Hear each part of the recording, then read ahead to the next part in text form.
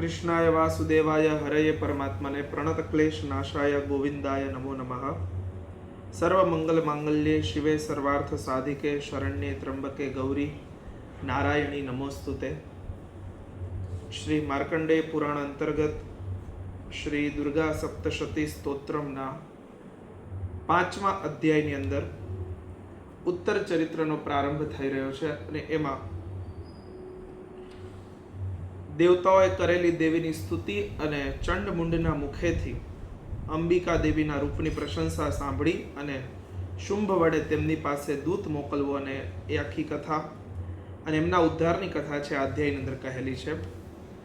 ઓમ અસ્ય શ્રી ઉત્તર ચરિત્રસ્ય રુદ્ર ઋષિ મહાસરસ્વતી દેવતા અનુષ્ટુપ છંદઃ ભીમા શક્તિ ભ્રામરી બીજમ સૂર્યસ્તત્વમ સામવેદ સ્વરૂપમ મહાસરસ્વતી પ્રીત્યર્થે ઉત્તર ચરિત્ર પાઠે વિનિયોગ।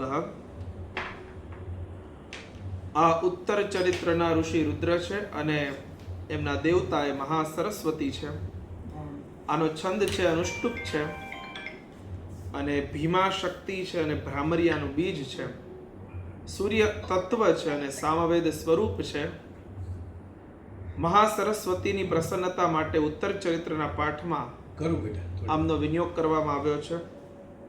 સૌ પ્રથમ ધ્યાન કર્યું છે ઓમ ઘંટાશૂલ હલાની શંખ મુસલે ચક્રમ ધનુષાયકમ હસ્તાબ્જેર દદતિમ ઘનાંત વિલસચ્છેતાંશુતુલ્ય પ્રભામ ગૌરી દેહ સમુદ્ભવામ ત્રિજગતામાધાર ભૂતામ મહા પૂર્વામત્ર સરસ્વતી મનુભજે શુંભાદિ દૈત્યાર્દિની।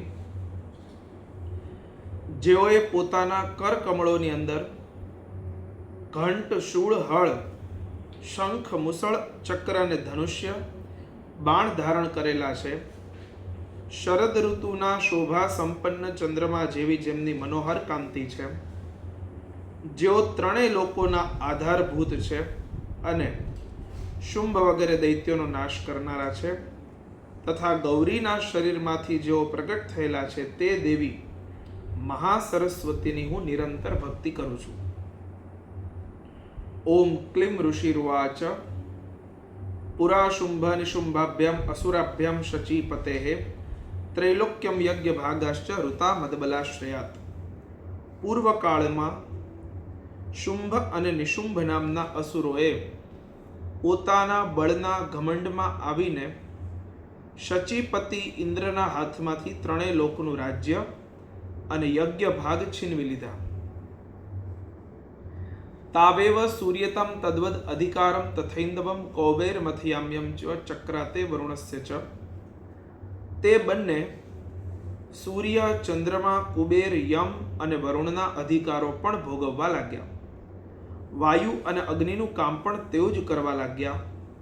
તે બંને બધા દેવતાઓને અપમાનિત રાજ્યભ્રષ્ટ પરાજિત અને અધિકાર વિહોણા કરી દઈને સ્વર્ગમાંથી કાઢી મૂક્યા અને તે બંને મહાન અસુરો વડે તિરસ્કૃત દેવતાઓ એ બધાએ મળી અને અપરાજિતા અજેય દેવીનું સ્મરણ કર્યું અને વિચાર્યું કે જગદંબાએ અમને વરદાન આપેલું છે કે આપત્તિ વેળાએ મારું સ્મરણ કરવાથી હું તમારી બધી આપત્તિઓનો તત્કાળ નાશ કરી દઈશ।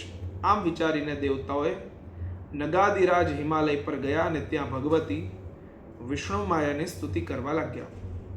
તાવેવ પવનર્ધિમ ચ ચક્રતુર્વહની કર્મ ચ તતો દેવા વિનિર્ધોતા ભ્રષ્ટરાજ્યા પરાજિતાઃ ઋતાધિકારાસ્ત્રિદશાસ્તાભ્યામ સર્વે નિરાકૃતાઃ મહાસુરાભ્યામ તામ દેવીમ સંસ્મરન્ત્ય પરાજિતામ તયાસ્માકમ વરો દત્તો યથાપત્સુ સ્મૃતાખિલાઃ ભવતામ નાશયિષ્યામિ તત્ક્ષણાત પરમાપદઃ ઇતિ કૃત્વા મતિમ દેવા હિમવંતમ નગેશ્વરમ જગ્મુસ્તત્ર તતો દેવીમ વિષ્ણુ માયામ રતુષ્ટુભુઃ। અને દેવતાઓએ ત્યાં જઈ અને દેવીની સ્તુતિ કરી। નમો દેવ્યૈ મહાદેવ્યૈ શિવાય સતત નમઃ નમઃ પ્રકૃત્યૈ ભદ્રાય નિયતઃ પ્રણતઃ સ્મતામ। નમો દેવ્યૈ દેવીને અમે નમસ્કાર કરીએ છીએ। મહાદેવ્યૈ મહાદેવી એ શિવાને અમે નમસ્કાર કરીએ છીએ। નમઃ પ્રકૃત્યૈ ભદ્રાય જે પ્રકૃતિ અને ભદ્રા સ્વરૂપિણી છે એમને પણ અમે નમસ્કાર કરીએ છીએ। પ્રણતઃ સ્મતામ આવી અમે જગદંબા દેવીને નિયમપૂર્વક નમસ્કાર કરીએ છીએ। રૌદ્રાય નમો નિત્યાય ગૌર્યય ધાત્ર્યય નમો નમઃ જ્યોત્સ્નાય ચેન્દુરૂપિણીય સુખાય સતતં નમઃ. એ રૌદ્ર રૂપિણી જે દેવી છે એમને અમે નમસ્કાર કરીએ છીએ. રુદ્રની અર્ધાંગિની એટલે રૌદ્રા. નિત્યા, ગૌરી અને ધાત્રી એવી દેવીને અમે નમસ્કાર. ધાત્રી એટલે પોષણ કરનારી. આપણે ત્યાં ગુજરાતીમાં ધાત્રી એટલે કોણ? તો કે જે દાઈમાં હોય ને એને ધાત્રી કહેવાય. કે જે ધારણ કરે અને પોષણ કરે એને ધાત્રી કહેવાય. માને પણ ધાત્રી કહેવાય. જે સ્તનપાન કરાવતી હોય ને એનું નામ છે ધાત્રી. એટલે જે પોતાના બાળકને ધારણ કરે અંકમાં, ગોદમાં, અને પછી એને સ્તનપાન કરાવે, એનું પોષણ કરે એને ધાત્રી કહેવાય. રુદ્ર અને રૌદ્ર એક કે અલગ? રુદ્ર અને રૌદ્ર. રુદ્ર એટલે શિવ અને રૌદ્રા એટલે શિવા, પાર્વતી. જ્યોત્સ્નાય, જે જ્યોત્સ્નામયી એટલે પ્રકાશમયી છે. જે ઇન્દુરૂપિણીય, જે ચંદ્ર સ્વરૂપિણી છે. અને સુખાય, કે જે સુખ સ્વરૂપા છે એવી દેવીને સતતમ નમઃ નિરંતર નમસ્કાર કરીએ છીએ. કલ્યાણ્યય પ્રણતામ વૃદ્ધ્યય સિદ્ધ્યય કુર્મો નમો નમઃ નૈઋત્યય ભૂભૃતામ લક્ષ્મ્યય શર્વાણ્યય તે નમો નમઃ. શરણાગતોનું કલ્યાણ કરનારા વૃદ્ધિ અને સિદ્ધિ સ્વરૂપા દેવીને અમે વારંવાર નમસ્કાર કરીએ છીએ. નૈઋતિ એટલે કે જે દૈત્યોની લક્ષ્મી છે તેમને, રાજાઓની લક્ષ્મીને, અને શર્વાણી એટલે કે શિવપત્ની સ્વરૂપા એવા જગદંબાને અમે વારંવાર નમસ્કાર કરીએ છીએ. દુર્ગાયૈ દુર્ગપારાયૈ સારાયૈ સર્વકારિણ્યૈ ખ્યાત્યૈ તથૈવ કૃષ્ણાયૈ ધૂમ્રાયૈ સતતં નમઃ. જે દુર્ગા સ્વરૂપિણી છે, જે દુર્ગા પારા એટલે કે દુર્ગમ સંકટમાંથી જેમને પાર ઉતારનારી છે, અને જે સારા, સારા એટલે જે કંઈ છે એનો સાર છે, સારનું જ સ્ત્રીલિંગવાચી સારા. આપણે ત્યાં છે ને અમુક શબ્દો પુલ્લિંગમાંથી સ્ત્રીલિંગમાં બની જાય ને તો એના અર્થ ફરી જાય. જેમ કે હર શબ્દ છે, હર, હર એટલે શિવ. જેમ રામ શબ્દ છે તો એવી રીતે હર શબ્દ આખો ચાલે. સંસ્કૃતમાં ક્યારેક તમે ભણ્યા હશો, રામઃ રામૌ રામઃ, રામમ રામૌ રામાન. એવી રીતે હરહ હરૌ હરહ, હરમ હરૌ હરાન, હરેણ હરાભ્યમ હરેહી, હરાય હરાભ્યમ હરેભ્ય, હરેહે હરાભ્યમ હરેભ્ય, હરેહે હરિયો હરાણામ, હરૌ હરિયો હરેશુ, અથવા હરે હરિયો હરીશુ, અથવા હરે હરૌ હરીશુ, અથવા રામે રામયોહ રામેશુ તો હરે હરયોહ હરીશુ, અથવા હરેશુ. તો આવા બધા જે સંબોધન સહિતના જે 8 વિભક્તિઓના રૂપ છે તેમાં હરવાચક હોય તો હે હરે, અને સ્ત્રીલિંગ વાચક હોય હરિ શબ્દ અથવા સ્ત્રીલિંગ વાચક હરા શબ્દ, તેનું પણ હે હરે થાય. તો ખરેખર શબ્દ છે હરે કૃષ્ણ, કૃષ્ણ કૃષ્ણ હરે હરે, હરે રામ, રામ રામ હરે હરે. તો અહીંયા હરિ શબ્દ છે અને એનું સંબોધન થયું હે હરે. હરિ એટલે કે શ્રી હરિ, ભગવાન વિષ્ણુના સંબોધન વાચક. પણ ત્યાં જો તમે હરા શબ્દ કરી લ્યો અને પછીનું સંબોધન કરો તો જેમ લતા શબ્દનું હે લતે થાય, જેમ રમા શબ્દનું હે રમે થાય, એમ હરા શબ્દનું હે હરે થાય. તો હરે કૃષ્ણ એટલે રાધે કૃષ્ણ, અને હરે રામ એટલે સીતારામ. તો હરે કૃષ્ણ કૃષ્ણ કૃષ્ણ હરે હરે એટલે રાધે કૃષ્ણ કૃષ્ણ રાધે કૃષ્ણ રાધે, અને હરે રામ રામ રામ હરે હરે. તો સીતારામ રામ રામ સીતા સીતા. આમ આખો મંત્ર છે એમાં હરિ શબ્દ લઈએ તો હરે થાય, અને જો હરા શબ્દ લઈએ તો પણ હરે થાય. તો હરિ શબ્દ લઈએ તો હરે કૃષ્ણ, અને હરા એટલા બધું જ, હરા એટલે કે જે બધું પ્રકૃતિના રૂપમાં છે, બધું ગ્રીન કરનારી છે, બધું પ્રકૃતિ એટલે જે ગ્રીનરી છે ને એ બધું દેવી સ્વરૂપા છે. અથવા તો હરા એટલે બધાને રૂઈ હરણે, બધાને પોતાની ગોદમાં હરી લેતી, ખેંચી લેતી, જે આકર્ષણ શક્તિ છે એ દેવી છે, એને અમે સીતા કે રાધાના રૂપમાં જોઈએ છીએ. તો આ શાક્ત લોકો હોય તો અહીંયા હરે કૃષ્ણમાં રાધા અને સીતાને જોવે. તો એવો અહીંયા મત છે. તો અહીંયા આવી જ રીતે જે મૂળ શબ્દ હોય એને તમે સ્ત્રીલિંગમાં કરી દો તો એમની શક્તિ સ્વરૂપા એ થઈ જાય. એમ અહીંયા નિત્યા અથવા તો પછી હરા, આવા બધા શિવા, આવા જે શબ્દો છે એ બધાની અંદર મૂળ એ દેવીને એ અમુક શક્તિ જ કે જે શક્તિમાનની સાથે જોડાયેલી છે એવા ભાવથી કહે છે.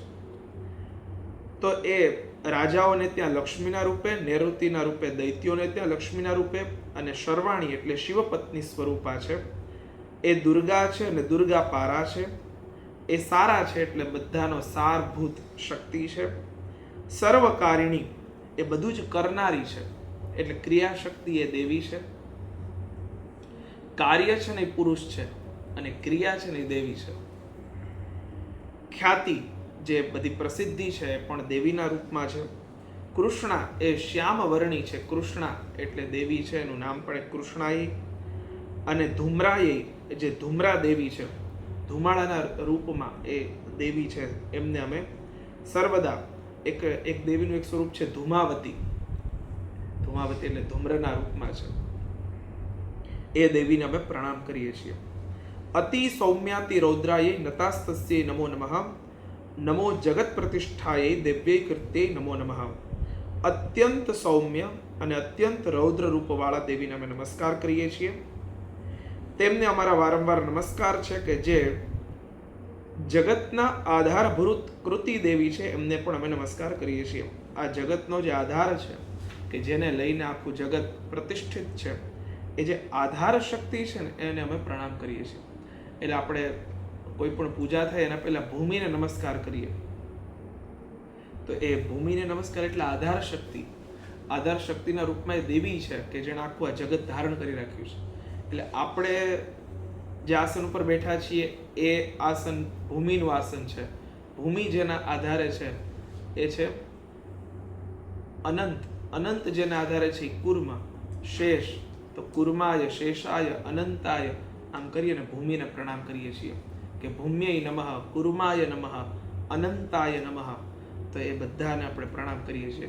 અને પછી એ ભૂમિ દેવીને પ્રણામ કરીને પછી આપણે ત્યાં તો એવું છે ને કે ભૂમિ દેવીને સૌ પ્રથમ ઉઠીને પ્રણામ કરવાની વાત છે. ત્રિકાળ સંધ્યાની અંદર સમુદ્ર વસને દેવી પર્વતસ્તન મંડલે વિષ્ણુ પત્ની નમસ્તુભ્યમ પાદસ્પર્શમ ક્ષમસ્વ મે.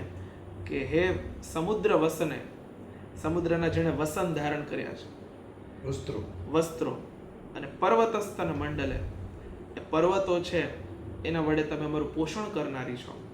વિષ્ણુ પત્ની, તમે વરાહની પત્ની છો એટલે વિષ્ણુ પત્ની છો.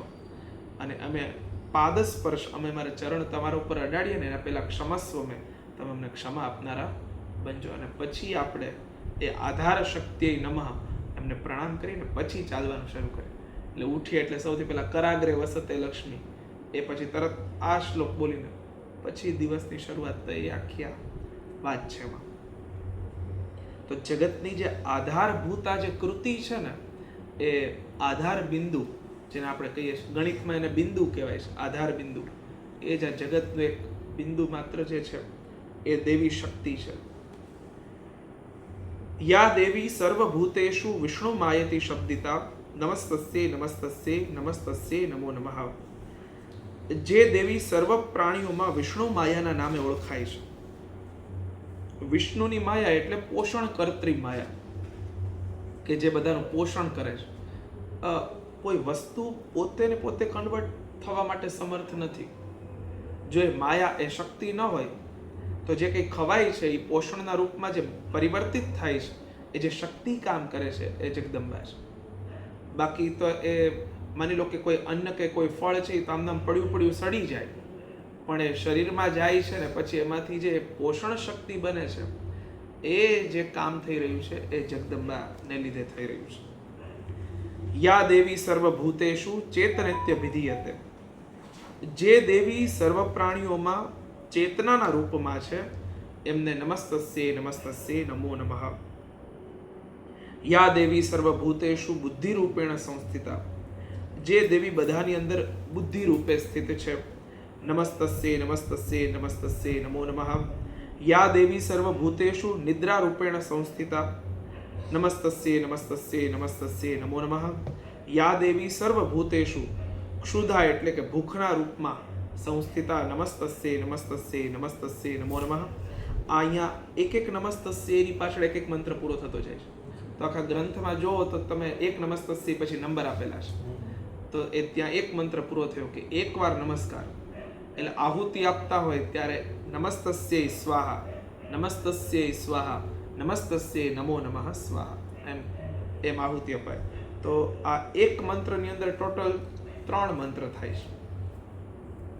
યા દેવી સર્વભૂતેષુ છાયા રૂપેણ સંસ્થિતા, કે જે છાયા રૂપે છે એટલે શક્તિમાનની છાયા એ જગદંબા, એટલે એ જે પ્રતિબિંબ રૂપે છે ને, ખરેખર પ્રતિબિંબનું અસ્તિત્વ ક્યારે હોય? જ્યારે બિંબ હોય. પ્રતિબિંબનું પોતાનું કોઈ અસ્તિત્વ નથી, પણ પ્રતિબિંબ હોય ને તો વ્યક્તિ છે એ પોતે છે એ સિદ્ધ થાય. આપણે તેવું કહેવાય કે મૃત્યુ પહેલા શરીરનું બિંબ પડવાનું બંધ થઈ જાય, સમાધિ અવસ્થામાં પણ બિંબ પડવાનું બંધ થઈ જાય. આવું આપણે ત્યાં યોગીઓની આત્મકથાઓમાં કહેવામાં આવે. જે પેલો નલ દમયંતીના વિવાહ થયા તો નલ દમયંતીની પરીક્ષા લેવા માટે અશ્વિની કુમારો આવ્યા, દમયંતીની પરીક્ષા લેવા, અને નલ અને 2 અશ્વિની કુમાર, આમ ટોટલ 3 જણા એક સરખા રૂપના, અને દમયંતીનું પાતિવ્રત્ય ચેક કરવા માટે થઈને પેલા બંને આવેલા. તો પછી દમયંતી જુએ છે કે આમાં મારા પતિ કોણ? તો એકમાત્ર નલ હતા ને વચ્ચે ઊભા હતા, અને બંને અશ્વિની કુમારો એક તરફ ઊભેલા. તો જોયું કે નલના ચરણ જમીન ઉપર છે, ઓલા બે તો આકાશમાં છે, અને નલના શરીરનો પડછાયો પડે છે, ઓલા બેના શરીરનો પડછાયો નથી પડતો. એટલે ખબર પડી ગઈ કે આ દેવતા છે. એટલે શક્તિ છે ત્યાં સુધી જ છે, પછી કાંઈ ના હોય. તો એ છાયા રૂપિણી દેવી છે. દેવતાઓના શરીર છે એ દિવ્ય છે, એટલે એમાં પંચમહાભૂતના કોઈ અસર નથી. તો એ દેવી છે ત્યાં સુધી છાયો છે, છાયા રૂપેણ સંસ્થિતા. યા દેવી સર્વભૂતેષુ શક્તિ રૂપેણ સંસ્થિતા નમસ્તસ્યે નમસ્તસ્યે નમસ્તસ્યે નમો નમઃ. યા દેવી સર્વભૂતેષુ તૃષ્ણા, તૃષ્ણા એટલે કે કામના, નમસ્તસ્યે નમસ્તસ્યે નમસ્તસ્યે નમો નમઃ. યા દેવી સર્વભૂતેષુ ક્ષાંતિ રૂપેણ સંસ્થિતા, ક્ષાંતિ એટલે કે ક્ષમા, તેવી દેવીને નમસ્તસ્યે નમસ્તસ્યે નમસ્તસ્યે નમો નમઃ. યા દેવી સર્વભૂતેષુ જાતિ રૂપેણ સંસ્થિતા. અહીંયા જાતિ એટલે ઓલી જાતિઓ, જાતિ જ્ઞાતિ એવાળી જાતિ નહીં. જાતિ એટલે જન્મ, ઉદ્ભવ કરનારી જે સ્થિતિ છે ને, બધાને જન્મ આપનારી. જાયતે ઇતિ જાતિ, જે જન્મે છે એનાથી જાતિ છે. એટલે આપણે ત્યાં મૂળ શબ્દ તો જ્ઞાતિ છે, અને જ્ઞાતિમાંથી પછી આ જાતિ આવી. એટલે જ્ઞાતિ અને જાતિ બે જુદું નહીં, સંસ્કૃત પ્રમાણે એક જ. એ જ્ઞાતિ કેમ યોગીમાંથી જોગી કરી નાખ્યું, એમ જ્ઞાતિમાંથી જાતિ કરી નાખ્યું. તો મૂળ તો જ્ઞાતિ શબ્દ હતો, અને જ્ઞાતિ એટલે શું? જેના વડે જ્ઞાત થાય ને એને જ્ઞાતિ કહેવાય. આ વાડા નહીં કે અમે આ જ્ઞાતિના, એ જ્ઞાતિની. જ્ઞાતિ એટલે જેના વડે જણાય. રામજીની અટક શું હતી? કોઈ કહે કે કૃષ્ણ ભગવાન, હરિશ્ચંદ્રની અટક શું હતી? લો, એ કોઈની કઈ અટક જ નહોતી. અટક તો આ બધા બ્રિટિશરો આવ્યા ને પછી કે ગણના કરો કે તમારે અંદર ત્યાં કેટલું પોપ્યુલેશન છે. પછી એણે અમુક વર્ણાશ્રમ હતા આપણે ત્યાં તો, એટલે પછી એણે જ્ઞાતિઓ અને જાતિઓ બનાવી. માર્શલ નોન માર્શલ છે, અને પછી એમણે અટક આપી. એને 1857 પછી કર્યું, અને એનાથી જ અત્યારનો હા, એ આખું જે સ્ટ્રક્ચર છે એને આપણે હજી ફોલો કરીએ છીએ. એક માર્શલ ભાગ પાડ્યો, એક non martial. We are non martial. એટલે એના દ્વારા લોકોનું વિભાજન થયું, અને એ હતું વ્યવસાયગત. પછી વ્યવસાયગતની અંદર અમુક ઊંચા ને અમુક નીચા ને એવી જાતિ પાડવામાં આવી. પછી એક જાતિની અંદર અનેક કબીલાઓ થયા કે જે પોતપોતે અલગ અલગ છે, અથવા તો કોઈ કે માઇગ્રેશન કર્યું એટલે એ લોકો અલગ થયા. એમ પ્રાદેશિક રૂપે અથવા તો વ્યાવસાયિક રીતે એ લોકોના ભાગ પાડવામાં આવ્યા. અને પછી અમુકને અલગ કરવામાં આવ્યા, તરછોડવામાં આવ્યા, અમુકનો સ્વીકાર કરવામાં આવ્યો. સત્તાવાચક હતા, જ્ઞાનવાચક લોકો હતા, એને માન આપવામાં આવ્યું. બલવાચક લોકો હતા, એને માન આપવામાં આવ્યું. વ્યવસાયવાચક લોકોને માન આપવામાં આવ્યું, બાકી બધાને છોડી દેવામાં આવ્યા. તો આ જેનાથી જ્ઞાત થાય ને એ એટલે મનુસ્મૃતિથી યાદ થયું છે એવું કંઈ નથી. ના નેવર. એ તો રાજુભાઈ એટલું બધું ખોટું હલાવે છે. એમાં મનુસ્મૃતિ વાંચવા કોણ ગયું? સાંભળો, મેં તો હમણાં થોડુંક વાંચ્યું. આ બામસેફનો એક કાર્યક્રમ છે, એમાં મુસ્લિમ ને દલિત એમ કરીને સત્તા મેળવવાનો કાશીરામનો જે કન્સેપ્ટ હતો. મનુસ્મૃતિ તો મનુ તો ક્ષત્રિય હતા. અત્યારે હરિજનને એ ખબર નથી કે મનુસ્મૃતિ એ લોકો ગાળો કોને દે છે? એક જ કોમ્યુનિટી દે છે, બરાબર, બ્રાહ્મણને. તો મનુ પોતે તો ક્ષત્રિય હતા, અગર મનુએ લખ્યું હોય તોય, પણ આખી મનુસ્મૃતિમાં એવી કાંઈ વાત જ નથી. એટલે આપણા બંધારણનો બેઝ છે આપણો શાસ્ત્રગત છે કે કેમ એ પણ એનાલિસિસ કરવાનો વિષય છે. જે ભારતનું બંધારણ એ અન્ય દેશોના આધારે આપણે બનાવી તો દીધું, પણ એમાં આપણી જે પરંપરા છે એમાં વિદેશોને ફોલો કરવાની જરૂર જ નથી. આપણે આખા અલગ છીએ. આપણે અહીંયાથી વ્યવસ્થા જુદી છે અને આપણે વર્ણાશ્રમ પ્રમાણે જીવનારા હતા. આપણે ક્યાં જ્ઞાતિ પ્રમાણે જીવતા હતા? આપણે ત્યાં વર્ણ અને આશ્રમ હતો અને વર્ણાશ્રમમાં જ્ઞાતિની કોઈ જરૂરત જ નથી. એવરી પીપલ છે આને ફોલો કરી શકે છે, વર્ણ અને આશ્રમને. એ એનું કર્તવ્ય છે. એમ આપણે ત્યાં જવાબદારી કીધી. પ્રત્યેક બ્રહ્મચારી બને, પ્રત્યેક સંસારી ગૃહસ્થી બને, પ્રત્યેક વાનપ્રસ્થી બને, પ્રત્યેક સંન્યાસી બને. આમાં જ્ઞાતિ સાથે કોઈ લેવા દેવા જ નથી. એટલે વર્ણ, જે બ્રાહ્મણ વર્ણ, ક્ષત્રિય વર્ણ, વૈશ્ય વર્ણ અને શુદ્ર વર્ણ, આપણે આના એક દિવસ આના પર બહુ ચર્ચા આપણે આખી કરી હતી, અડધી પોણી કલાક આખું એનું સેશન. એ જે 4 વસ્તુ છે એ જ્ઞાતિ રિલેટેડ છે જ નહીં. એટલે એજ્યુકેશનલ ફિલ્ડ જે છે એ આખું બ્રાહ્મણ વર્ણ છે. જે બધાને પ્રોટેક્ટ કરવાનું કામ કરે છે એવા આખો ક્ષાત્ર વર્ણ છે. જે બિઝનેસ વર્કર્સ છે એ ફિલ્ડના લોકો બધા વૈશ્ય વર્ણ છે. અને જે સર્વિસ ફિલ્ડમાં છે એ બધા શુદ્ર વર્ણ છે. તો આમાં જ્ઞાતિ સાથે કોઈ લેવા દેવા જ નથી.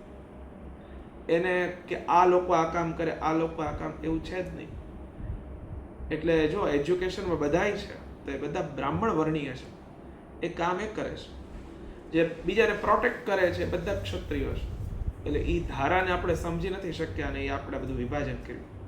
અને અમુક લોભ કે કંઈક મળી જાય અને અથવા તો અમે અમુક પોસ્ટ ઉપર અમે અલગ છીએ, ઊંચા છીએ, આવું દર્શાવવા આપણે કીધું. બાકી મૂળ ધારા આપણે વિશ્વામિત્રને સ્વીકાર્યા બ્રાહ્મણ તરીકે. એ પદ આપણું સનાતન ધારાએ આપ્યું. આપણે વાલ્મીકીને ઋષિ કીધા છે. તો એમાં એ વાલ્યો હતો એટલે નીચા હતા અને પછી એને ઋષિ બનાવે એવી વાત નથી. એનું એક જ જન્મના 2 કર્મ છે ને છતાં પણ શાસ્ત્ર એને બહુ ઊંચા કરીને મૂક્યા છે. એટલે એવી વાત છે જ નહીં. વેદવ્યાસજીનો પોતાનો જન્મ કેવી રીતે થયો? ચાલો આ તમે જુઓ તો એ ધારાથી જો જોવામાં આવે, શુકદેવજીનો જન્મ, તો આપણે ત્યાં બધા પાત્રોનું મૂળ આપણે જોયું જ નહીં અને આપણે એના ઉપર, એટલે આપણી જે ધારા છે ને તો બહુ વ્યાપક અને ખુલ્લી આંખે સ્વીકારાયેલી, સાર્વત્રિક સ્વીકારાયેલી વાતો છે અને આપણે એને બહુ માન આપ્યું છે. એટલે એમાં ક્યાંય કોઈને તરછોડવાની વાત નથી. નહીં તો રામ એઠાબોર ખાય જ નહીં. શું રામને ભાન ન પડે છે ધર્મનું આચરણ કરવા આવ્યા હોય? તો રામે તો શબરીના બોર ન ખાવા જોઈએ. તો પણ છતાંય ધર્મનું પાલન કરનારા કોઈ, એ શબરીની જે વાત આવે છે તો એ તો ભીલ કન્યા હતા, આદિવાસીના જંગલના લોકોમાં રહેનારી. તો અત્યારના પ્રમાણે તો આપણે એને ક્યાં મૂકી આવ્યા છે? એનો અનામતનો રેશિયો જોવા જઈએ તો અત્યારે ક્યાં હોય? તો એ વાત એમાં છે જ નહીં. આપણે તો બહુ અદ્ભુત અને બધાને ઇક્વલ રાખવાની વાત એ આપણી વ્યવસ્થા છે. તો એ જે જાતિ છે ને, જેના દ્વારા જન્મે છે, એ જે જન્મ શક્તિ છે ને, એ મા જગદંબા છે.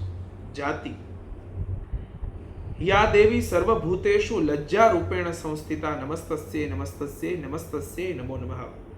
જે દેવી સર્વ પ્રાણીઓમાં લજ્જા રૂપે રહેલા છે તેમને પણ નમસ્કાર. લજ્જા એટલે મર્યાદા.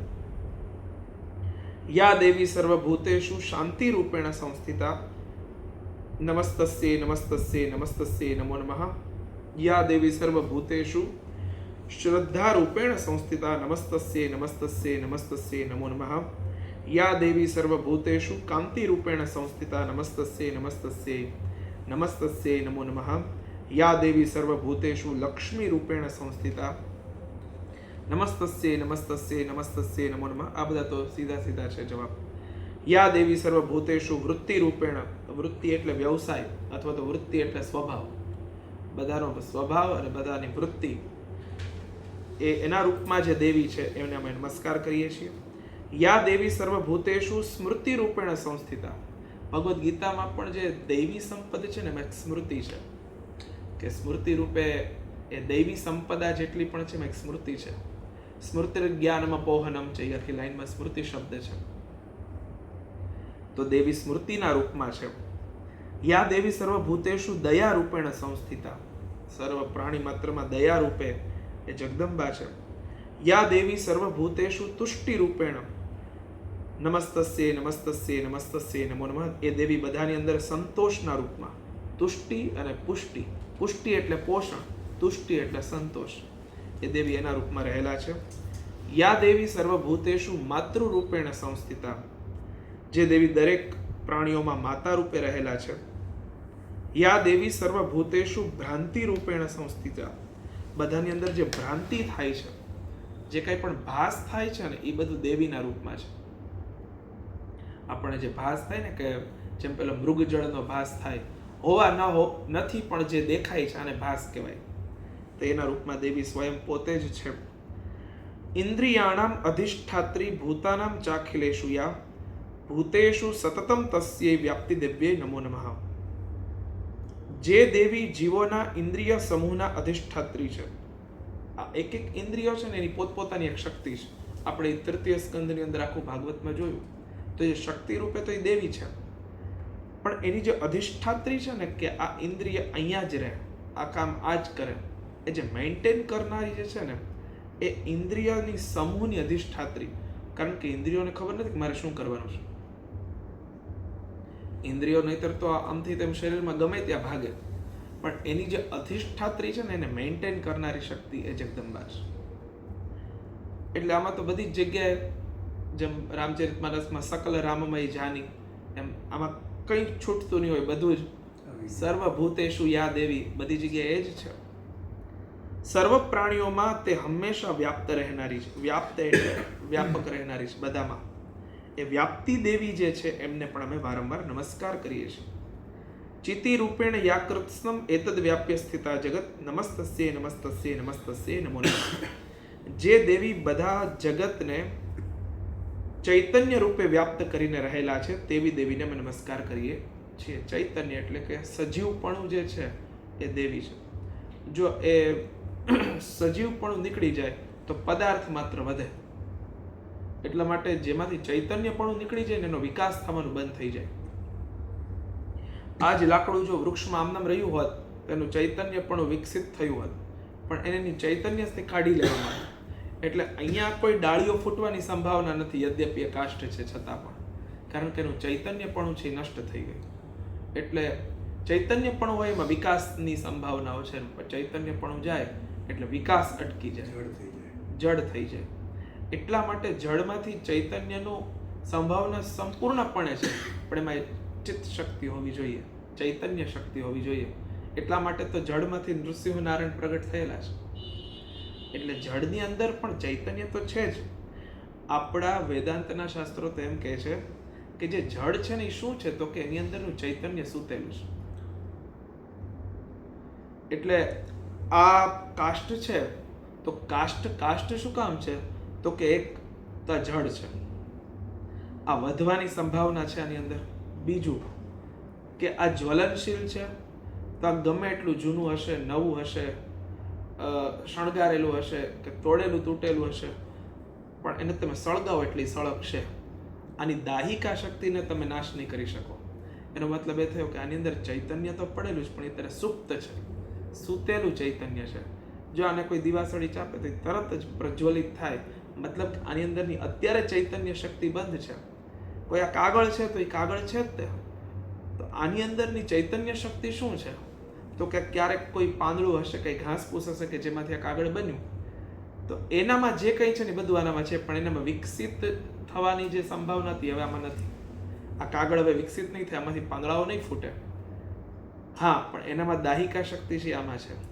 એ પલળે છે તો આ પલળે છે, એ બળે છે, એ સડે છે એમાં સડે છે, એ સળગે છે એમાં સળગે છે. તો આની અંદર ચૈતન્ય છે, તો એનો વિકાર થયો. એટલે આપણા માટે પુસ્તક સળગવું એ નાશ થવો છે, પણ ખરેખર એમાં થવો વિકાર છે, એનામાં થવું પરિવર્તન છે.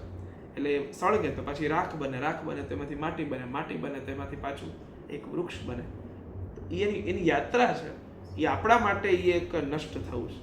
તો એ જે ચૈતન્યપણું છે ને એ જગદંબા છે, કે જેના લીધે બધું જ પરિવર્તિત થાય છે અને એમાંથી આખું જગત વ્યાપ્ત છે.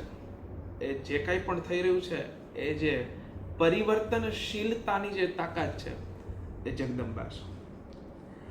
સ્તુતા સુરૈઃ પૂર્વમ અભિષ્ટ સંશ્રયા તથા સુરેન્દ્રેણ દિનેશ સેવિતા કરોતુ સાનઃ શુભ હેતુરીશ્વરી શુભાની ભદ્રાણ્ય વિહંતુ ચાપદઃ.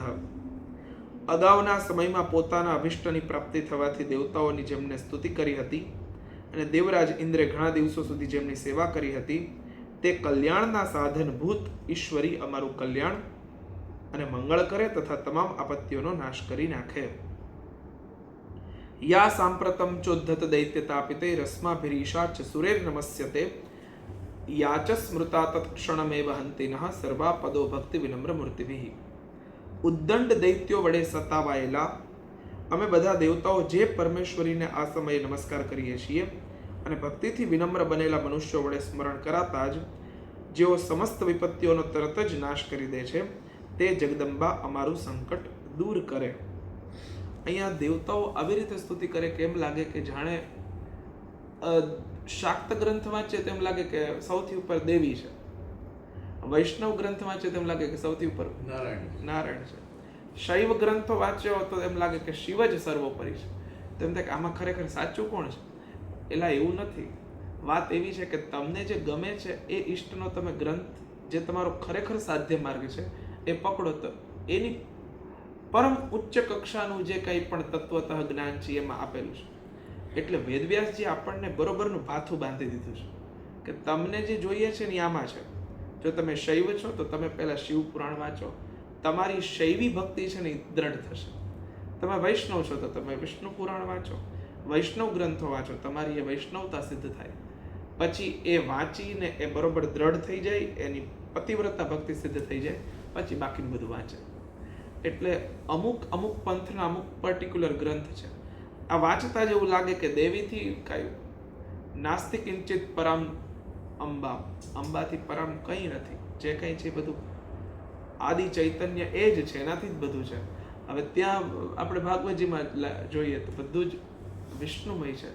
તો ખરેખર એ બ્રહ્મા નાખવાની વાત નથી, એ સાધક ભાવે બધું જ વાંચવાનું અને આપણું જે પંથ છે એનું પાથે લઈને આગળની યાત્રા કરવાની છે.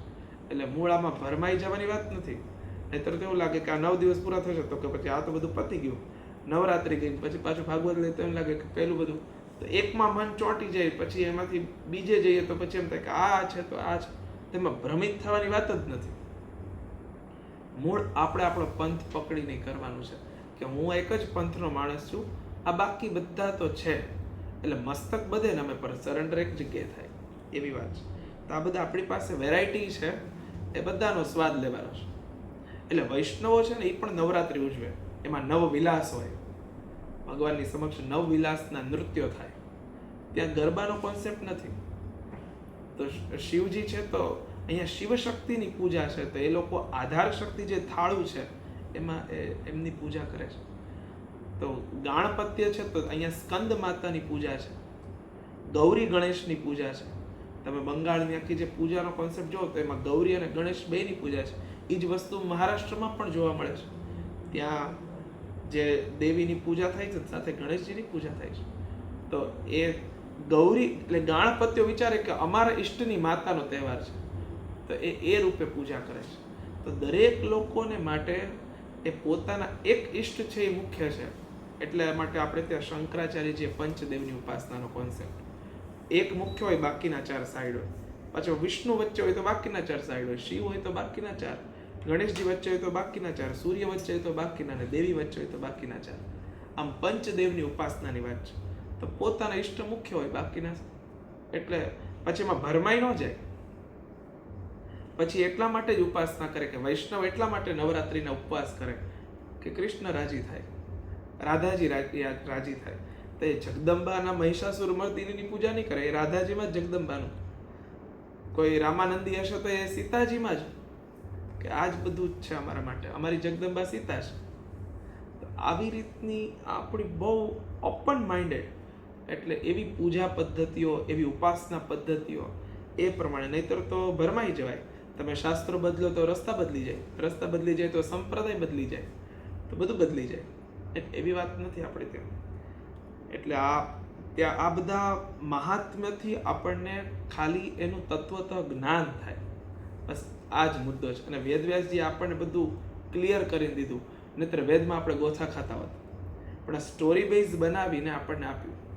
ઘણા લોકો એવી આંગળી ચીંધે કે આ તો બધું કાલ્પનિક છે, આવું ઘટ્યું હશે કે કેમ. તો આવી કલ્પના બહુ સામાન્ય નથી, આ બહુ ડિવાઇન ઇમેજિનેશન્સ છે. આ કોઈની ત્રેવડ નથી. કોઈ મહાભારતની કલ્પના કરી શકે. અત્યાર સુધીમાં એવું બીજો કોઈ નથી પેદા થયો કે મહાભારતની આટલી જટિલ કલ્પના કોઈ કરી હોય. કૃષ્ણ જેવા મહાપુરુષની હોવાની કોઈ કલ્પના માત્ર પણ કરી શકે નહીં, સામાન્ય ન હોય એટલી હદે. જો કે આપણા માટે તો એ છે જ, હજી પણ છે, પણ જો કોઈ તો એ કલ્પના પણ અસામાન્ય છે. એ હદે કોઈ હજી સુધી કલ્પના પણ, અને એટલું ફિટ બેસાડી દીધું કે અત્યારે તે આમ લાગે કે આ હતું જ અને ઘટ્યું જ હોય. તો એની કલ્પના પણ અદ્વિતીય અને અપ્રમેય છે.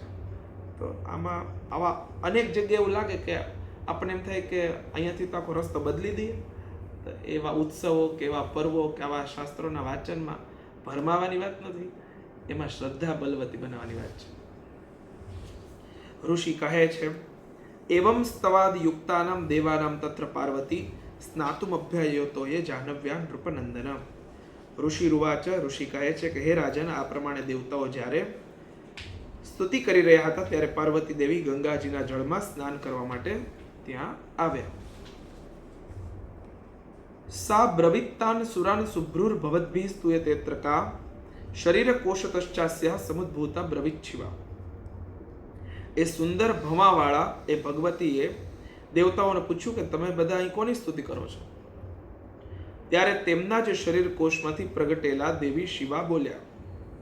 હવે પાર્વતી દેવી છે ને, તમે આમ પાર્વતીજીના ચરિત્રને જુઓ તો એ પોતે પોતાને જગદંબા તરીકે એમ સિદ્ધ નથી કરતા. એમને પોતાને જ નથી ખબર કે હું તો પરાંબા છું.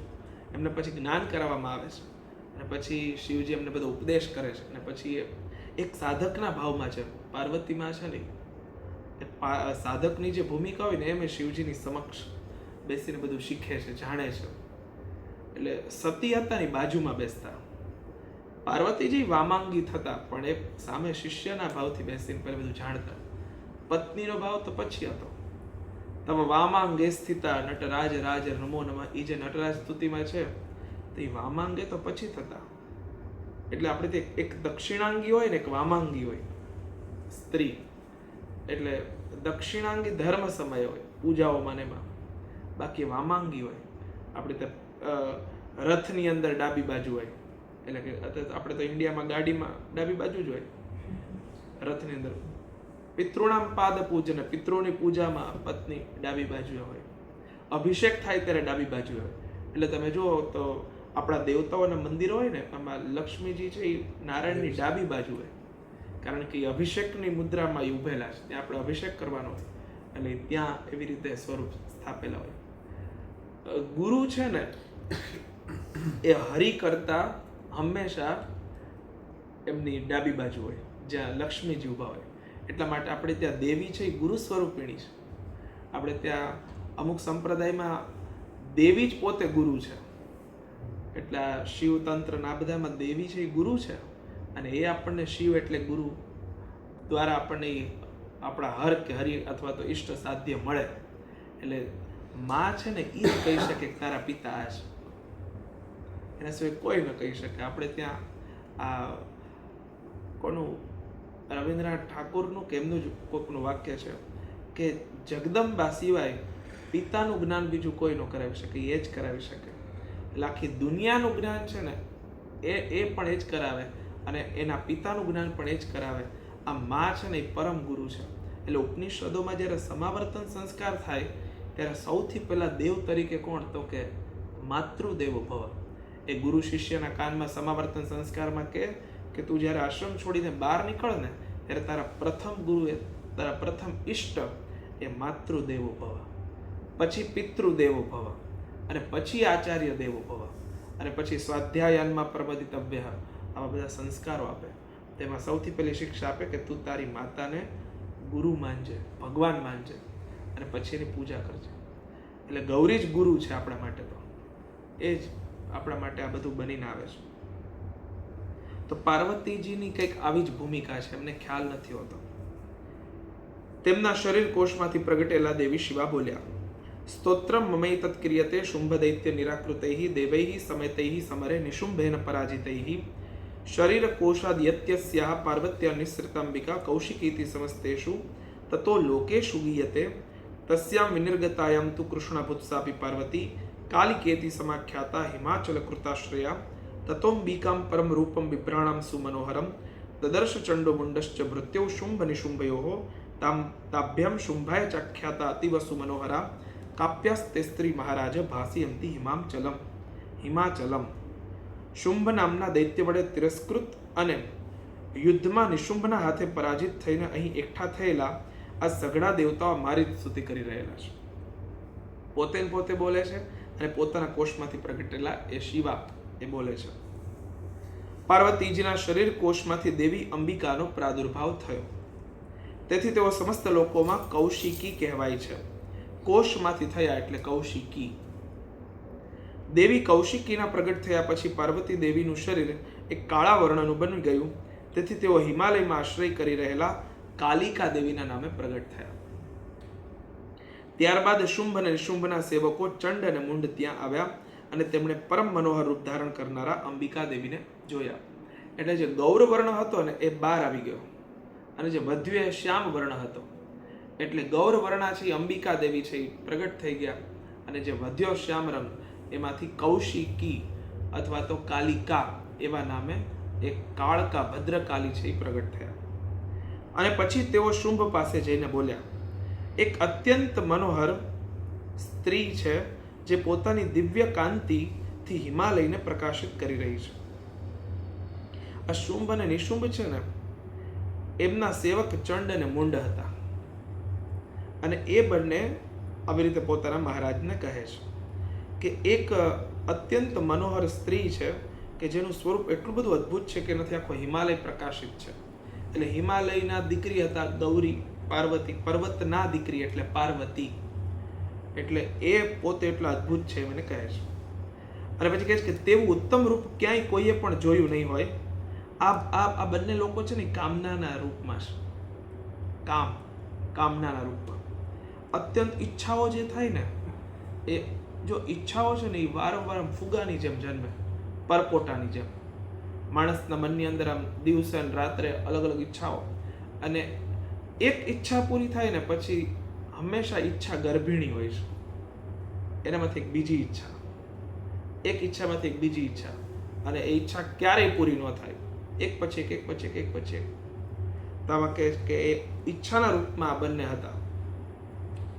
નૈવ તાદૃક ક્વચિદ રૂપમ દૃષ્ટમ કેનચિદુત્તમમ જ્ઞાયતામ કાપ્યસૌ દેવી ગૃહ્યતામ ચા સુરેશ્વર સ્ત્રી રત્નમતી ચાર્વંગી દ્યોતયંતી દિશસ્વિષા સાતુ તિષ્ઠતિ દૈત્યેન્દ્ર તામ ભવાન દ્રષ્ટુમર્હતિ યાની રત્નાની મણયો ગજાશ્વાદિની વૈ પ્રભો ત્રૈલોક્યેતુ સમસ્તાની સાંપ્રતમ ભાંતિ તે ગૃહે.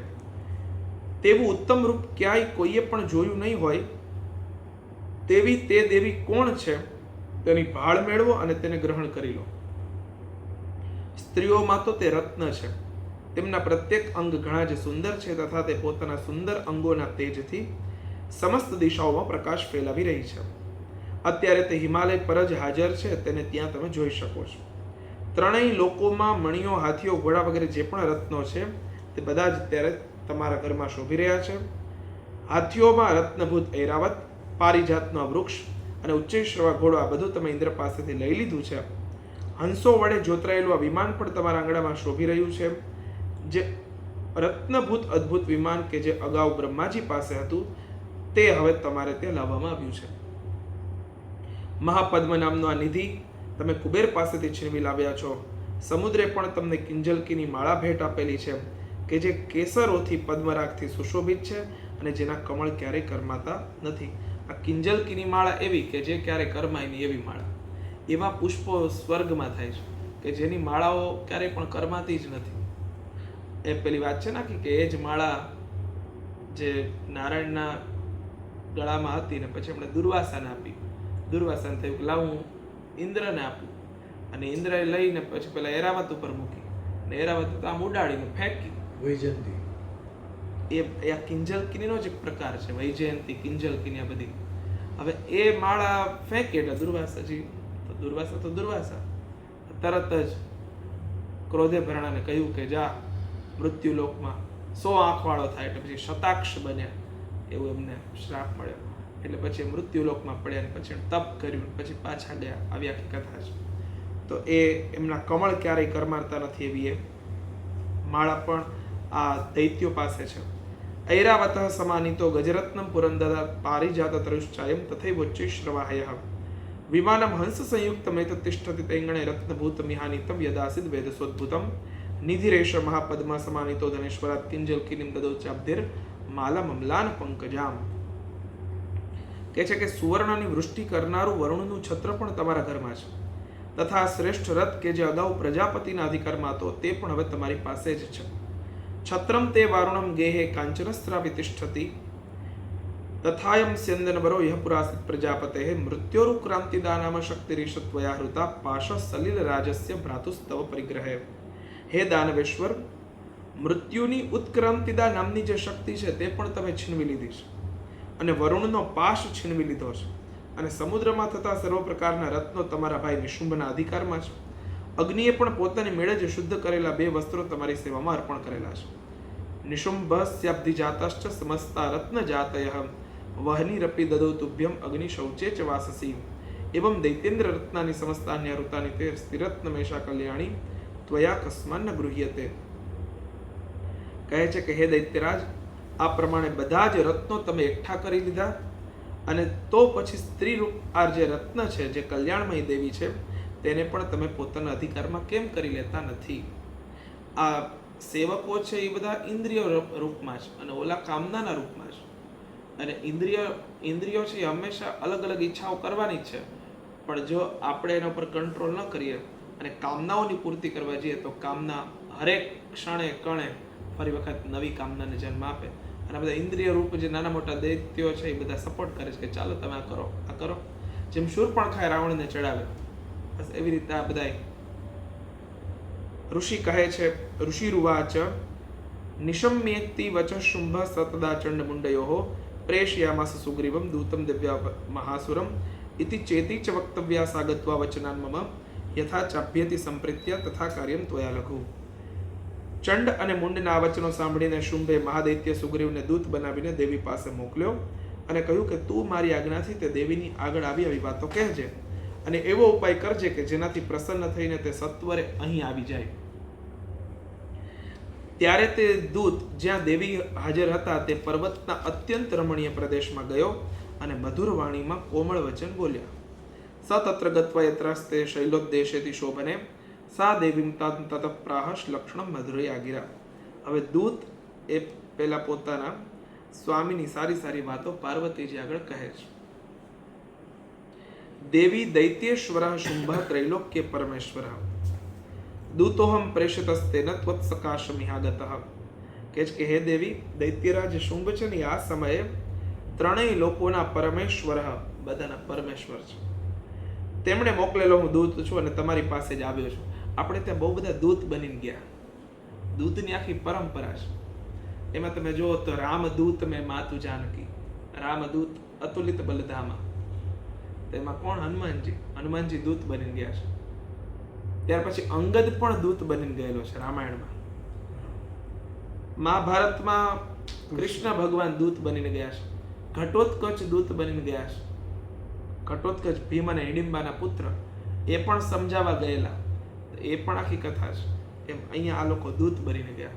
હવે ઘણા બધા દૂતની, પુંડરીકનો એક દૂત આવેલો ત્યાં, પછી પેલો સત્રાજીત મણિ જે આવેલો, ભગવાનના બધા રિલેટિવ્સ હતા એમાંથી એક પાસે, તો એ પણ આખી કથા છે બધી. સત્યભામાના પિતા સત્રાજીત, તો એની પાસે જે સૂર્યનો મણિ આવેલો, એ પછી પોતાના દૂતો વડે પોતે સમાચાર, આવું બધું બહુ બધા કથાઓમાં દૂત છે. અને બધા દૂતો છે એ અલગ અલગ રીતે ભગવાનની દૂત બન્યા છે, ભક્તોય દૂત બન્યા છે, ગોપીઓ પણ દૂત બની છે ક્યાંક ક્યાંક. આ બધા બહુ બધા એવા પ્રસંગો છે. દૂતોની આખી કથા અને કઈ જગ્યાએ એમણે શું કર્યું એ આખી વાત છે. કહે છે કે તેમની આજ્ઞા હંમેશા બધા દેવતાઓ એક સ્વરે માને છે, કોઈ તેનું ઉલ્લંઘન કરી શકતું નથી. તેઓ સમસ્ત દેવતાઓને પરાજિત કરી ચૂક્યા છે. તેમણે તમારા માટે જે સંદેશો આપ્યો છે તે સાંભળો. અવ્યાહતાજ્ઞ સર્વાશુ યહ સદા દેવ યોનિષુ નિર્જિતાખિલ દૈત્યારિ સ યદાહ શૃણુષ્વતત.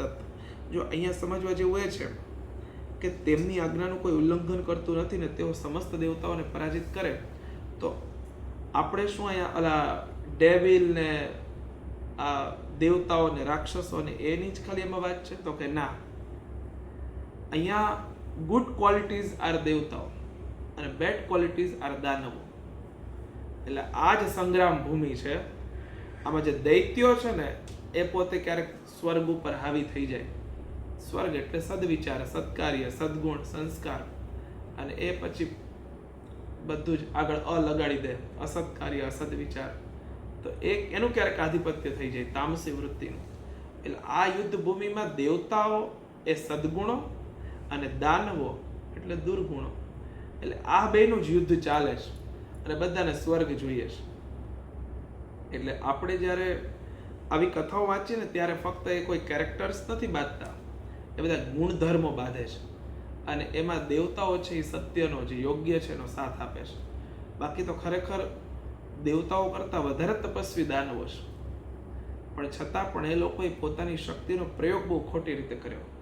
એટલે એ લોકોનું કંઈ દેવતાઓ અથવા તો જે બ્રહ્મા વિષ્ણુ મહેશ કે આદિ શક્તિ છે એમણે કંઈ નિપજવા ન દીધું, કારણ કે પોતાની શક્તિનો દુરુપયોગ. બહુ બળવાન હતા, સંજીવની વિદ્યા શુક્રાચાર્ય પાસે હતી એટલે આ લોકો વારંવાર જીવિત થતા, પણ એનો કોઈ ઉપયોગ ન કરે, આમ બીજાને હેરાન કરવામાં. એટલે શક્તિ કે સામર્થ્ય છે એનાથી કોઈ મતલબ નથી, એને how to use A main છે. કોઈને રમવા એટમ બોમ્બ આપી દો તો શું થાય? આના જેવું છે. અત્યંત પરાક્રમી હતા પણ એનો ક્યાં ઉપયોગ કરવો એ જરાય નહોતું આવડતું. એટલે અને અમુક એવી ક્ષુલ્લક ઈચ્છાઓ કે એના લીધે થઈને બીજાને હેરાન કરવાની વાત. એવું યજ્ઞ ભાગાન અહમ સર્વાન ઉપાસનામી પૃથક પૃથક ત્રૈલોક્ય વરરત્નાની મમ વશ્યાન્ય શેષતઃ તથૈવ ગજરત્નંચ ઋત્વા દેવેન્દ્ર વાહનમ ક્ષીરોદમથનોદ્ભૂતમ અશ્વરત્નમ મમામરૈઃ ઉચ્ચૈઃ શ્રવસ સંગ્યમ તત્ પ્રણિપત્ય સમર્પિતમ. કહે છે કે સમસ્ત ત્રિલોક મારા અધિકારમાં છે, દેવતાઓ પણ મારી આજ્ઞાને આધીન રહીને વર્તે છે. સમસ્ત યજ્ઞોના ભાગોને હું જ અલગ અલગ ભોગવું છું. ત્રણેય લોકમાં જેટલા શ્રેષ્ઠ રત્નો છે તે બધા મારા અધિકારમાં છે.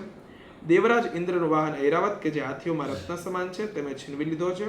અને ક્ષીરસાગરનું મંથન કરવાથી અશ્વમાં રત્ન એવો જે ઉચ્ચૈ શ્રવા પ્રગટ થયો હતો, દેવતાઓએ મારા પગ પકડીને મને તે સમર્પિત કરેલો છે. આ લોકોનું અભિમાન છે કે આ બધું અમારી પાસે છે. દેવતાઓ આનું અભિમાન નથી કરતા, એટલે સ્વર્ગના ભોગતા છે. જે કંઈ પણ ભોગ મળ્યા છે એને ભોગવવાની પણ એક જો તમીઝ હોય ને તો જ ભોગ રહે, નહીતર તો પછી તરત જ નષ્ટ થઈ જવાના છે. એટલે દાનવો છે ને એમને આ જે કંઈ મળ્યું એનો બહુ ગર્વ છે, અભિમાન છે કે આ બધું જો મેં જીતી લીધું, અમે છીનવી લીધું. ખરેખર આ બધું ભગવાનને પ્રસાદ રૂપે મળેલું છે દેવતાઓને, અને દેવતાઓ ખાલી એને સાચવે છે. દેવતાઓ ખરેખર સ્વર્ગના ભોગતા કરતાં વધારે સ્વર્ગના રક્ષક છે. એટલે સદગુણો છે ને એ તો ખરેખર આ શરીરના સદવૃત્તિઓના રક્ષક છે, એને પ્રોટેક્ટ કરે છે. જો દેવતાઓ હાર્યા, જો સદગુણો હાર્યા એટલે તરત જ દુર્ગુણો હાવી થવા માટે રેડી જ છે. એટલે ક્યારેય બેન્ચ ખાલી નહીં રહે, કોક દાવીને બેસવાનું જ છે, જગ્યા ખાલી રહેવાની જ નથી. એટલે જ્યાં સુધી પ્રોટેક્ટ કરીએ છીએ આપણે આપણા પુણ્યથી, આપણા ધર્મથી, આપણા કલ્યાણથી, આપણા સાધન ભજનથી, એ ત્યાં સુધી દુર્ગુણો છે. નહીતર તો ચારે બાજુથી દ્વંદ્વો ઊભા જ છે. બગડવું છે ને એ પડવા જેવું છે, અને સુધરવું છે ને એ ચડવા જેવું છે. અને જ્યારે ગબડવું હોય ને, બગડવું ગબડવા જેવું છે. બગડવું હોય ને તો ગબડવું, તેમાં કાંઈ કરવું ન પડે. આપણે ત્યાં એક સુભાષિત છે, આરોપ્યતે શિલાશૈલે યત્નેન મહતા યથા. કોઈ પથ્થરના પર્વત ઉપર ચડાવ હોય ને તો બહુ મહેનત થાય. શિલાશૈલે યત્નેન મહતા, પરંતુ નિપાત્ય તે ક્ષણે નાદઃ, એને જો નિપાત કરવો હોય, એને જો પાડવો હોય તો આધા ક્ષણેન, અડધી ક્ષણમાં નિપાત્ય તે, એમ તરત પડી જાય. કંઈ ફેંકવા માટે એને કંઈ લઈને નીચે ન ઉતરવો પડે, ઉપરથી પથ્થરને છોડી દો તો એ પડતો પડતો નીચે જાય. તથાત્મા ગુણ દોષયો, આમ આત્માના ગુણ અને દોષ એનું આના જેવું છે. જ્યારે એને સુધરવું હોય, ઉર્ધ્વગમન માટે બહુ તાકાત જોઈએ, બહુ મહેનત જોઈએ, યત્ને ને માતા યથા. પણ ગબડવું ને બગડવું બે સરખું છે, એમાં કાંઈ ફરક નથી. જે બગડે છે એ ગબડે છે, પણ જેને ચડવું છે ને બહુ મહેનત કરવી પડે. તો આ બધી જે વાત છે એમાં મૂળ તો સદગુણ ને દુર્ગુણના યુદ્ધની વાત છે. એટલે આ લોકો કહે છે કે સ્ત્રી રત્ન ભૂતામ ત્વામ દેવી લોકે મન્યા મહેવયમ. હે સુંદરી, એ સિવાય અન્ય જેટલા પણ રત્નભૂત પદાર્થ દેવતાઓ, ગંધર્વો અને નાગો પાસે હતા તે બધા જ મારી પાસે આવી ગયા છે. મામ વા મમાનુજમ વાપી નિશુંભ મુરુ વિક્રમમ ભજત્વમ ચંચલાપાંગી રત્નભૂતાસી વૈયતઃ. હે દેવી, અમે તમને સંસારની સ્ત્રીઓમાં રત્ન માનીએ છીએ, તેથી તમે અમારી પાસે આવી જાઓ, કારણ કે રત્નોનો ઉપભોગ કરનાર એકમાત્ર અમે જ છીએ. શ્રેષ્ઠ વસ્તુઓ બધી અમારી છે, એટલે તમે પણ અમારા જ છો. આ બધા એક જ ભૂલ કરી, રાવણ હોય કે પછી અશુંભ નિશુંભ હોય, કે જેને માં માનવાની છે એમાં એ પોતે પત્નીના ભાવથી, ભોગવવાની વાતથી, એને પોતાને આધીન કરી લેવાની વાતથી, અરે આપણે ત્યાં તો એ હદે મર્યાદા સાચવવાની વાત છે. આ તો એવું ઈચ્છે છે કે તમે અમારે આશ્રિત થઈ જાઓ, તમે અમારા અંડરમાં આવી જાઓ. તો એ દ્રષ્ટિ કરવાની પણ મનાઈ છે. બાકી ખરેખર રાવણે કંઈ કર્યું જ નથી. સીતાજીને બહુ સાચવીને લઈ ગયેલો છે. અને અમુક કથાઓ પ્રમાણે તો એ અગ્નિ સ્વરૂપિણી સીતા હતી, તો એનો સ્પર્શ પણ નથી થયો, મર્યાદાનો ક્યાંય લોપ નથી થયો. તો એના તેજ સહિત સીતાને રથમાં બેસાડીને લઈ જવા માટે મહેનત કરતો હતો. સીતાને એણે સ્પર્શ કરી જ નથી શક્યો. યદ્યપી સીતાએ લક્ષ્મણ રેખા ઓળંગી, પણ સીતા તો છાયા સીતા હતા, જે અગ્નિની અંદર સમાહિત થઈ ગયેલા હતા. તો છાયા સીતા તો અગ્નિરૂપિણી હતા. તો એને લઈને, અને આપણે ત્યાં તો અમુક એવા પણ ભાવ છે કે એ ખરેખર સીતાજીના હિત માટે, કે તમને ક્યાં વનવાસનો શાપ છે, તમે હેરાન થાવ છો, અશોક વાટિકા મેળજો, આ ભલે આમથી આમ યાત્રા કરે. એટલે એને લઈને કે તમે અહીંયા સેફ છો અને હું એનો નિમિત્ત બની જાઉં. લ્યો, ત્યાં કઈ કઈ નિમિત્ત બન્યા, અહીંયા હું નિમિત્ત બનું, મારો ઉદ્ધાર થાય ને તમારે આરામ થાય. એટલે તમે દેવી હેરાન ન થાવ, તમે શું કામ માં હેરાન થાવ, તમે આયરો. એ પણ એક વાત છે ત્યાં. એટલે સમજવાનું છે કે સિક્કાની બીજી બાજુ છે. તો એક પ્રકારની ભક્ત છે. એટલે રાવણ છે ને એ ધાર્મિક હતો, આધ્યાત્મિક નહોતો. એટલે જ્યાં આપણે માલિક નથી બનવાનું, ત્યાં આપણે દાસ બનવાનું છે. એટલે આપણે ત્યાં જો માલિક અધિકારીનો ભાવ આવી જાય તો એ જાય. આપણે ત્યાં લક્ષ્મી પૂજનનો આખો કોન્સેપ્ટ છે ને એ આ જ છે કે અમે એના માલિક નથી, અમે તો એના નોકર છીએ. કારણ કે એટલે તમે પૂજા કરીએ છીએ. એટલે જો અમે નોકર હોય તો ઓલા જે બહાર ચોકી ફેરો કરે છે ને આમાં આપણામાં કોઈ ફરક જ નથી. એટલે ખરેખર અમે આના સેવક છીએ. આ જે કંઈ લક્ષ્મી, જે જગદંબા ક્રિયા, ઈચ્છા કે દ્રવ્ય રૂપે અમારી પાસે છે. અમે કોઈ ભણે છે ને એ પોતે જ્ઞાનના સેવક છે. જેની પાસે ધન છે એ ધનના સેવક છે. એ એની સેવા ભાવે એને સાચવે છે અને પ્રોટેક્ટ કરે છે. એટલા માટે આપણે લક્ષ્મી રૂપે આપણે સ્ત્રીઓને જોવાની વાત. શું કામ? તો કે એને પ્રોટેક્ટ કરવાની વાત છે, એને સાચવવાની વાત છે. તો કહે છે કે અમે તો તમને રત્ન માનીએ છીએ, એટલે તમારો ભોગ અમે કરીએ. ચંચળ કટાક્ષ વાળા હે સુંદરી, તમે મારી અથવા મારા ભાઈ મહાપરાક્રમી નિશુંભની સેવામાં આવી જાઓ, કારણ કે તમે રત્ન સ્વરૂપા છો. પરમ ઐશ્વર્ય મતુલમ પ્રાપ્ત મત પરિગ્રહાત એતદ બુદ્ધ્યા સમાલોચ્ય મત પરિગ્રહતામ વ્રજ. મારું વર્ણન કરવાથી તમને અતુલનીય મહાન ઐશ્વર્ય પ્રાપ્ત થશે. તમારી બુદ્ધિથી આ બધું વિચારીને તમે મારી પત્ની બની જાઓ.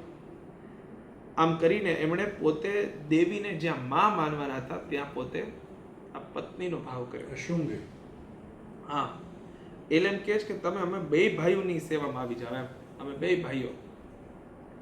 હવે ઋષિ બોલ્યા.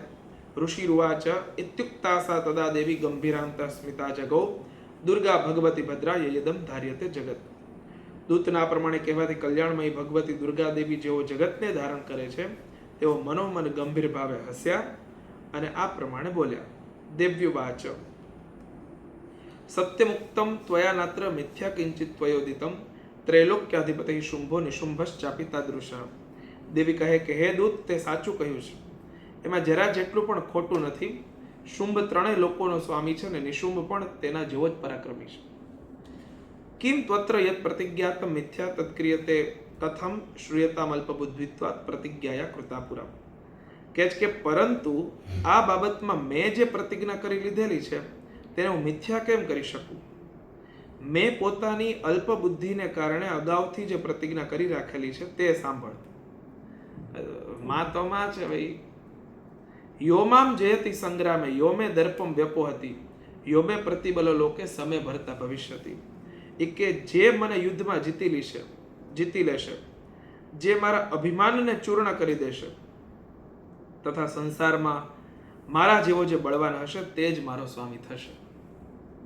તદા ગચ્છતુ શુંભોત્ર નિશુંભોવા મહાસુરઃ મામ જીત્વા કિમ ચિરેણાત્ર પાણીમ ગૃહણાત લઘુ. તેથી શુંભ અને મહાદૈત્ય નિશુંભને કહો પોતે જ અહીં પધારે ને મને જીતીને સત્વરે મારું પાણી ગ્રહણ કરી લે. આમાં વિલંબ કરવાની શી જરૂર છે? દૂત ઉવાચ. આમાં જો આ બધું એવું છે કે કામદેવ છે ને રામજી પાસે ગયા કે તમારી પાસે ઓફર આવી તો તમે ઓફર લીધી કેમ નહીં? શૂર્પણખા જેવી શૂર્પણખા તમે ના પાડી દીધી. એટલે હું કઈ બગાડી ન શક્યું. એ કે હું બ્રહ્માજીનું મેં બગાડ્યું. બ્રહ્માજી એ સરસ્વતીને જોયા તો એનું મન વિક્ષુબ્ધ થયું. ત્યાં હું જીતી ગયો. શિવજીની સામે પણ મેં બાણ માર્યા અને કામ થઈ ગયું. એમણે પાર્વતી સાથે લગ્ન કર્યા. એક આ હરીને જીતાતા નથી, ગમે તે થાય. તો એ ભગવાન કે કાંઈ વાંધો નહીં, જો આ રામાવતારમાં તો ભાઈ એક પત્ની વ્રત ધારી છું એટલે આમાં કઈ થશે નહીં, પણ આવતા વખતે તને ચાન્સ તું કેમ. એટલે કામદેવ કે જો હું દર વખતે મારી અનુકૂળતાએ તમને બધાને સેટ થાય એ પ્રમાણે મારી ઓલી કરું છું, અને દર વખતે તમે લોકો ક્યારેક ક્યારેક છતાંય મારી ઉપેક્ષા કરો છો કે હું તો અસુર છું, નકામનો છું. ભગવાન કે ચિંતા કરમાં, આ વખતે તારા સેટઅપ પ્રમાણે રાત્રિ હશે, સ્ત્રી હશે, એકાંત હશે, ચાંદની હશે, સૌંદર્ય હશે, સંગીત હશે, નૃત્ય હશે, આવી જાજે. અને પછી રાસમાં એક કામ અને કૃષ્ણનો યુદ્ધ છે, અને એમાં કૃષ્ણ કહે કે તમ તારામાં હોય તો ત્રેવડ આવી જાય. જે હારશે ને એકબીજાનો દીકરો બનશે. અને પછી ત્યાં કામ હાર્યો, અને ત્યાં શરીરની શરીર સાથે લીલા નહોતી, ત્યાં આત્માની પરમાત્મા સાથેનો રાસ હતો. પછી કામ પછી દીકરો બનીને આવ્યો. એ જ ભગવાનના પ્રથમ પુત્ર પ્રદ્યુમ્ન વાસુદેવાંશો દગ્ધ પ્રાગ રુદ્ર મન્યુના. જે પેલા રુદ્રના ક્રોધથી બળીને ભસ્મ થયા હતા એ જ અનંગ પાછા અંગ લઈને આવ્યા, અને એ પછી કામદેવ. એવું છે. એટલે ભગવાન આ બધા દેવી દેવતા તો બહુ આમ સ્માર્ટ છે. આપણે ત્યાં બુદ્ધુઓની વાત છે ને, બુદ્ધ બનવાની વાત છે. આપણા દેવતાઓ કેટલા સ્માર્ટ છે. તો આપણે એમ કે આંખ બંધ કરીને આ બધી પૂજા પાઠ ને અધ્યાત્મ તો બહુ ક્લીન છે, બહુ આમ પરફેક્ટ છે. એટલે ભગવાને કીધું તો તારી અનુકૂળતા પ્રમાણે છે, તું કહે છે એ પ્રમાણે, પણ આમાં ક્યાંય હું જરા પણ ક્ષરિત નથી થયો. એટલે તું હાર્યો એટલે વધારે દીકરો બનવાનો. એટલે પછી કામદેવ જ પોતે કૃષ્ણના દીકરા બનીને આવ્યા છે. એ આખી વાત છે. અને ભાઈ એના દીકરા અનિરુદ્ધના ઉષા સાથેના એ આખી જે વાત એ છે. ભગવાન તે 12 જન્મ્યા અને 12 જ ક્યાંક રહ્યા.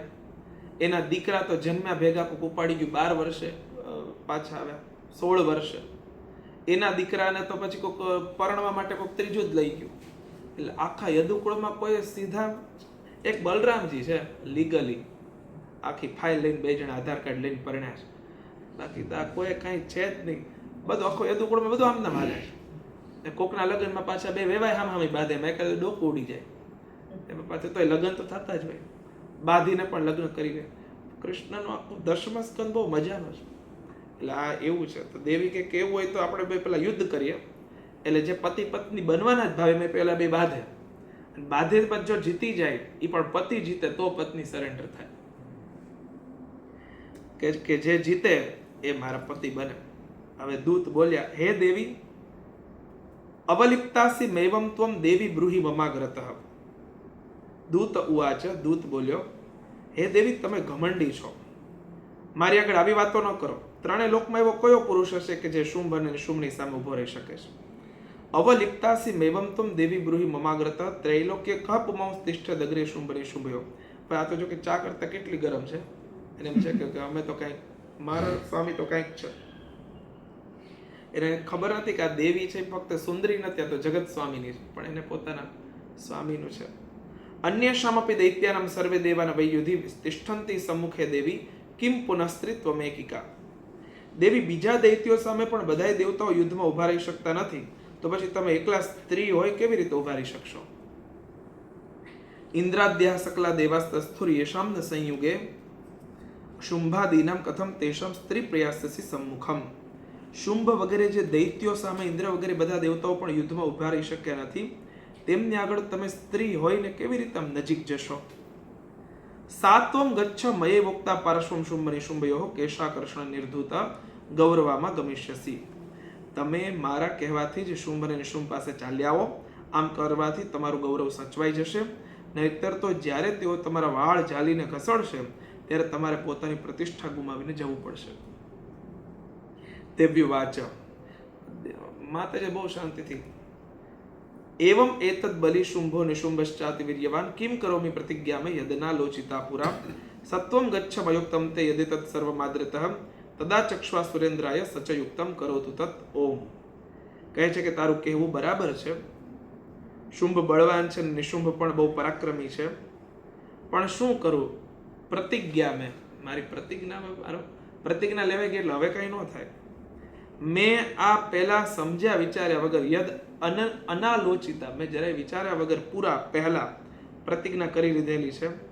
તેથી હવે તું જા અને મેં તને જે કંઈ કીધું છે બધું દૈત્યરાજને આદરપૂર્વક કહેજે. પછી તેમને જે યોગ્ય લાગે તે પ્રમાણે તેઓ કરે. એટલે આમ કહીને દેવી છે એ પહેલાને પાછો મોકલે છે. એક ઓલો પેલો ભાગવતજીમાં પુંડરીક નામનો એક, એને એમ હતું કે એ બે હાથ લગાડીને ફરતો કે હું વાસુદેવ છું. આ તો ખોટો છે. હું વાસુદેવ છું અને હું જ ખરેખર દ્વારકાનો અધિપતિ છું. આ તો ખોટો બેઠો છે. એવો પાખંડ કરી અને કૃષ્ણ ભગવાનને ખોટું પાડવાની. એટલે જ્યારે એનો દૂત આવે તો ભગવાન બહુ હસ્યા સુધર્મા સભામાં. એટલે મારે જીવતા જીવ મારી નકલી કોપી નીકળી ગઈ, ભગવાનની નકલી નીકળી ગઈ તો માણસની તો, એટલે એ તો ભગવાન હતા, પ્રોડક્ટ તો ઠીક, પરમાત્માની નકલી કોપી નીકળી ગઈ. એટલે ભગવાન બહુ હસ્યા એમ કે હું છું છતાં પણ મારે કોઈક માત દેવા વાળો છે ખરો. મેં દેવી હશે ને કીધું કે હવે કાંઈ વાંધો નહીં. ત્યારે ભગવાન કહે છે કે કાંઈ વાંધો નહીં, તમારા સ્વામી સાચા હશે, હું આવીશ, આપણે યુદ્ધ કરશું અને મારે તમારા સ્વામીને દર્શન કરવા આવું છે. ભગવાન આવા શબ્દો વાપરે છે તો હું આવીશ અને હું મળીશ અને પછી અમે તમારા સ્વામીની જે પ્રમાણે પણ યુદ્ધમાં સેવા સત્કાર થતો હશે એ પ્રમાણે યુદ્ધ આપશું અને પછી જે જીતે દ્વારકાનું રાજ્ય સંભાળે. અને ભગવાન જાય છે, પોતે સિદ્ધ છે, આખી દુનિયાને ખબર છે, છતાં ભગવાન કે ચાલો પાખંડના દર્શન કરવા જાય અને ભગવાન એની સાથે યુદ્ધ કરે છે. આમ પંચમ અધ્યાય છે એ સંપન્ન થયો. આવતીકાલે પછી ધૂમ્રલોચનને એ પ્રમાણે આખી આગળ કથા છે. ષષ્ઠમ અધ્યાયથી પછી આગળ આપણે જોશું. આજે અહીં સુધી રાખીએ. જય શ્રી કૃષ્ણ.